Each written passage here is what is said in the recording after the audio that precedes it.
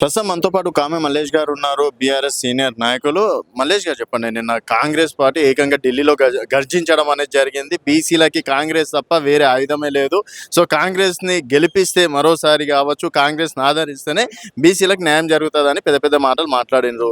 So ఇప్పుడు BRS ఏమో మేము కూడా ధర్నాలు చేస్తామని బీఆర్ఎస్ అంటుంది. అసలు బీసీలకు ఎక్కడ సమస్య వస్తుంది? కాంగ్రెస్ తోటి నిజంగా 42% రిజర్వేషన్ సాధ్యం అనుకోవచ్చా?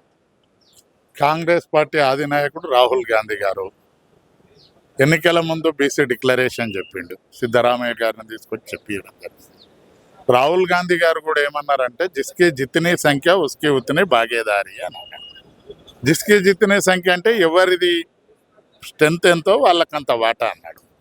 పాపం మరి రాహుల్ గాంధీ గారు అధినాయకుడు, ఆయన చెప్పింది ఆవలికి వాంగానే జిస్కా లాఠీ ఉస్కా బైన్స్ అన్నట్టు అయిపోయింది కాంగ్రెస్ పార్టీలో.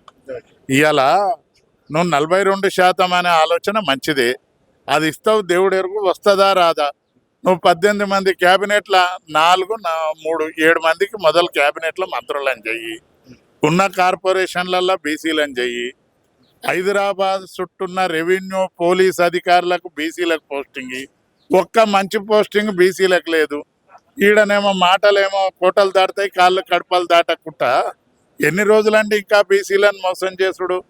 ఆ బీసీలు ఉన్న మంత్రులకు అదంతెందుకు, ఉన్న మంత్రివర్గంలో 3 కనీసం ఒక 2-3 మంత్రులు అయితే దీనికి పోయినా హెలికాప్టర్ వాడుతారు.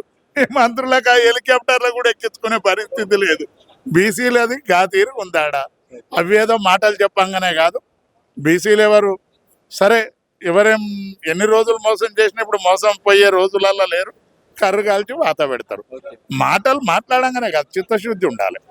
అండ్ ఇప్పుడు బీసీలకు 42% తర్వాతనే స్థానిక ఎన్నికలకు వెళ్తా అట్లనే పోవాలని పోనీయం కూడా. దాని కొరకు బీఆర్ఎస్ పార్టీలు ఉన్న బీసీలు, బీసీ సమాజం అంతా కూడా ఫైటింగ్ చేస్తారు. ఓకే, అయితే అనుకోవచ్చు. అసలు కావాలి, ఎందుకు కావద్దండి, ఎందుకు కావద్దు, జరుగుతాయి అనుకోవచ్చు.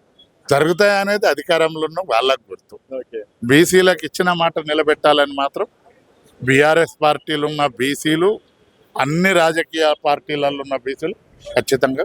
ఇప్పుడు బీజేపీ ఏమంటుంది? 42% ముస్లిం జనాభా ఉంది, వాళ్ళని తీసేసి మేము ఆమోదిస్తామంటారు. ఇద్దరిది కాలయాపన అండి. వాడు వీడు అనుకుంటా దొంగలు కూడా ఉరుబమ్మ పంచుకున్నట్టుగా మాట్లాడి ఆపుతా ఉంటారు. బీసీలకు న్యాయం ఎట్లా జరుగుతుంది? బీఆర్ఎస్ ఏం చేస్తుంది? బీఆర్ఎస్ బీసీల పక్షాన ఖచ్చితంగా నిలబడుతుంది. బీసీలకి ఇలా కేసీఆర్ గారు తలుచుకుంటే రేపే రాజ్యసభ ఇస్తాడు, రేపే మంత్రి ఇవ్వగలుగుతాడు. కానీ కాంగ్రెస్ వాళ్ళు చేస్తే ఒక నాయకుడు చెప్పాలి, ఒక నాయకుడు అమలు చేయాలి, ఒక నాయకుడు ఇవ్వాలి. అల్టిమేట్ ఇంకోటి కూడా నేనేం కోరుకుంటున్నంటే, భారత రాజ్యాంగం డాక్టర్ బాబాసాహెబ్ అంబేద్కర్ గారు ప్రధానమంత్రికి అంత ఇచ్చిండు, పారిశుద్ధ్య కార్మికురాలకు ఓటాక్ని అంత ఇచ్చిండు.